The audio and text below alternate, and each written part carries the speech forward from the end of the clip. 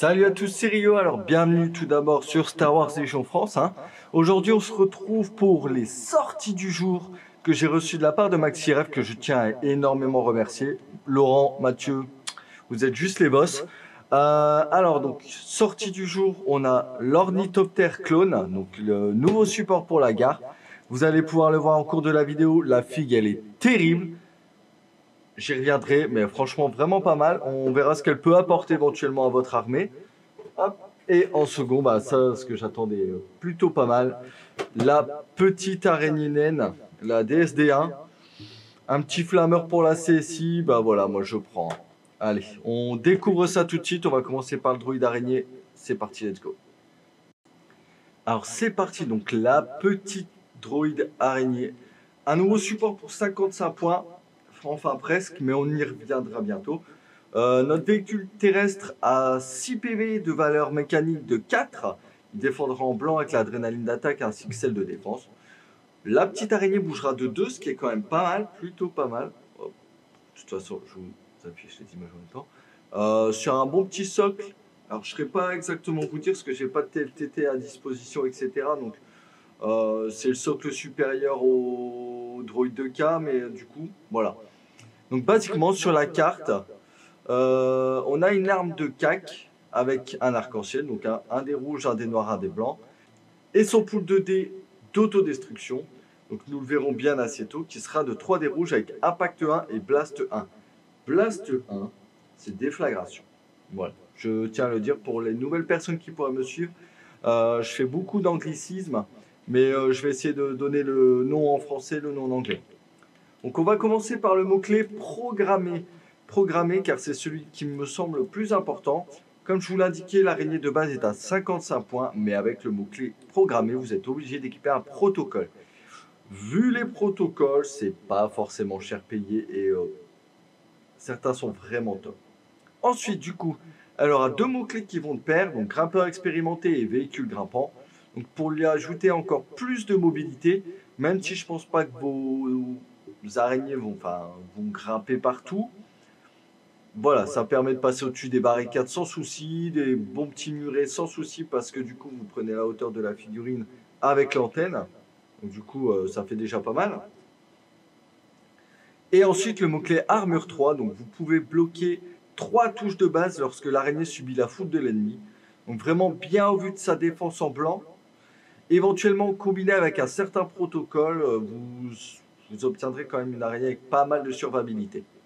Et pour terminer, du coup, le mot-clé qui, je suppose, vous intéresse le plus drôle, je trouve, autodestruction 4. Donc, si vous avez subi au moins 4 blessures, vous pouvez déclencher votre attaque d'autodestruction. Donc, les 3 dés rouges dont j'ai parlé précédemment. Qui est une attaque gratuite, non pas une action d'attaque, je tiens à le dire, qui est une attaque gratuite à faire pendant son activation.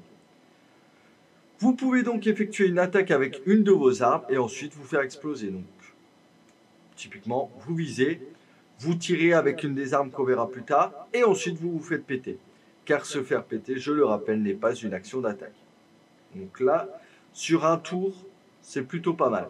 Cela vous permet de faire péter l'araignée et donc vous effectuez une attaque un peu comme une mine à portée 1 autour de l'araignée, amis ou ennemis d'ailleurs, et même contre les unités engagées. Donc, par exemple, vous pouvez faire rush, vous faire péter dans un gros pâté, même s'il y a vos alliés ou non.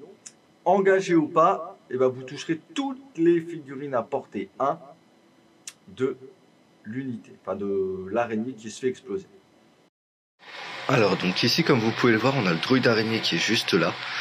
Il a déjà subi 4 blessures. Bon, j'ai pas mis les pions blessures, mais c'est pas important. Il a déjà subi 4 blessures, il peut donc faire son attaque d'autodestruction. Alors donc au moment de son activation pour son attaque d'autodestruction, il peut. Il a reçu un ordre, il vise, il tire avec son canon laser normal. Hop, ici on voit bien que les Wookiees sont dans son arc avant. Donc, tout d'abord il vise, il fait ça, donc bon, ça lui fait 4 touches. C'est suffisant, pas besoin de relancer, surtout qu'il reste que le blanc à relancer.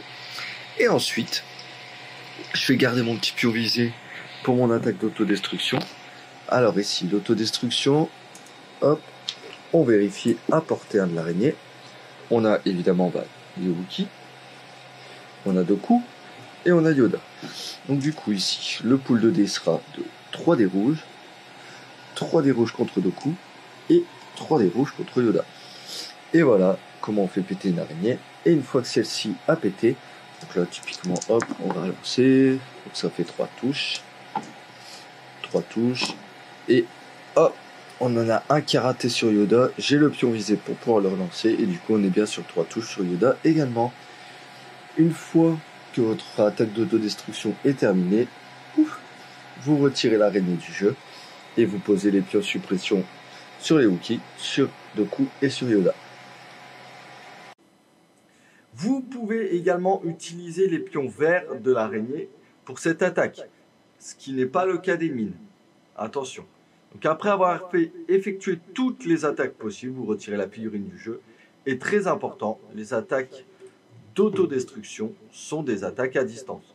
Donc ici, en gros, ça veut dire que vous prendrez de la suppresse quand vous subissez une attaque d'autodestruction.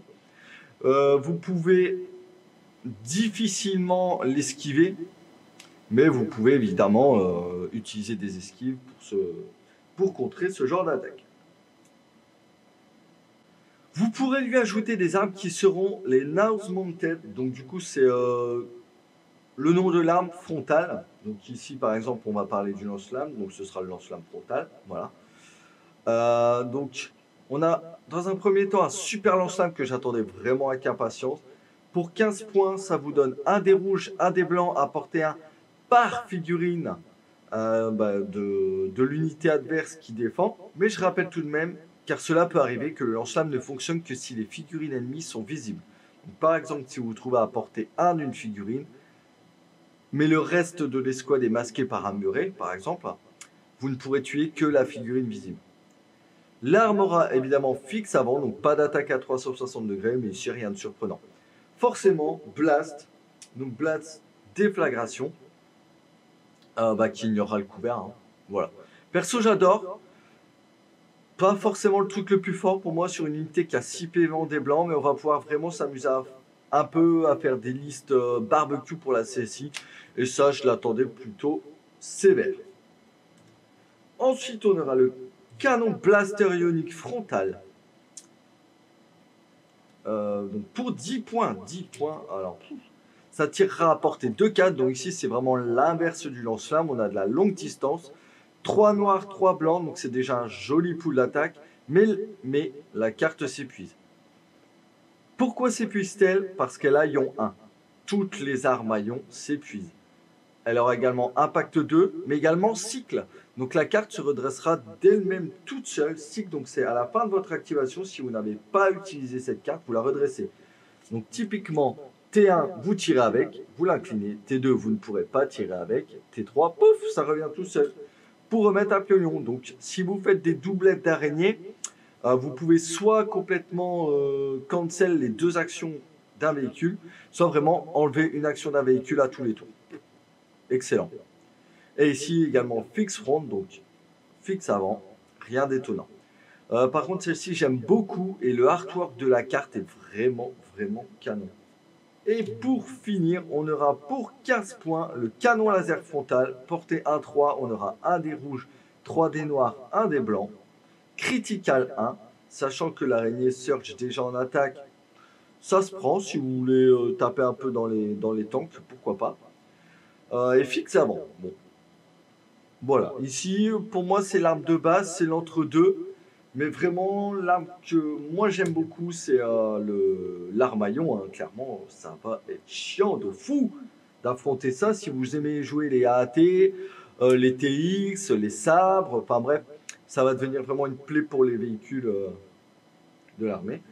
Donc, l'araignée sera accompagnée de l'unité de piratage com. Donc, pendant l'étape, donnez les ordres de la phase de commandement. Après qu'une unité ennemie a porté un et reçu un ordre, vous pourrez donner un ordre à vous-même si possible. Donc ici, c'est plutôt pas mal. Ça va être très situationnel sur l'araignée. C'est vraiment le tour où vous allez vouloir faire votre attaque d'autodestruction. Il y en a 2. Ça se prend, pourquoi pas. Et également, on a les 3 nouveaux protocoles. Donc je vous les montre comme ça, mais évidemment, je vais vous les afficher à l'écran. on va parler des protocoles. Donc, un protocole d'attaque, un de défense et un d'engagement. Vous devez obligatoirement en équiper un sur l'araignée, à cause du mot-clé programmé. Alors, le protocole d'attaque, pour 3 points, vous gagnez AI, visée et précis 2.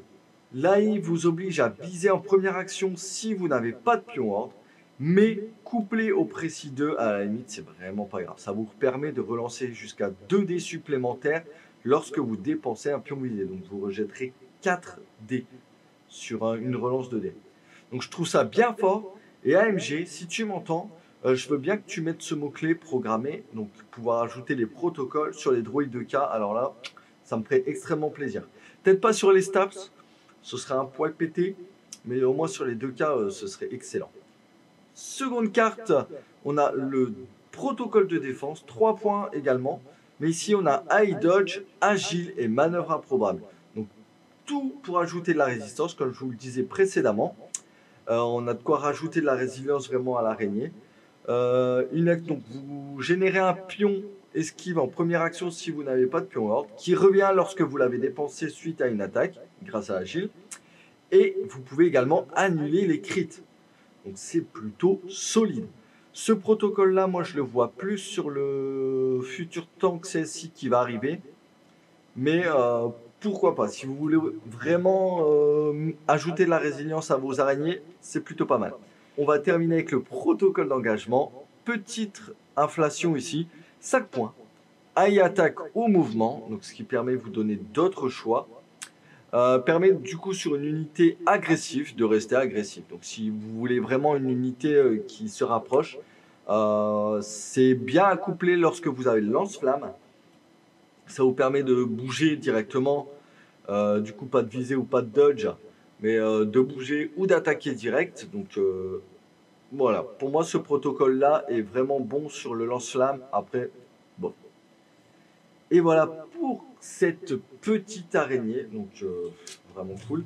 Je vous montre vite fait la plaquette. Voilà, je vous montre vite fait la plaquette. Hein, bon, les valeurs mécaniques, les PV, du coup ici tuk-tuk. On a 2 pions esquive. Pourquoi 2, je sais pas trop. On a 2 pions visés, pareil. Bon, le petit pion ordre, hein, forcément.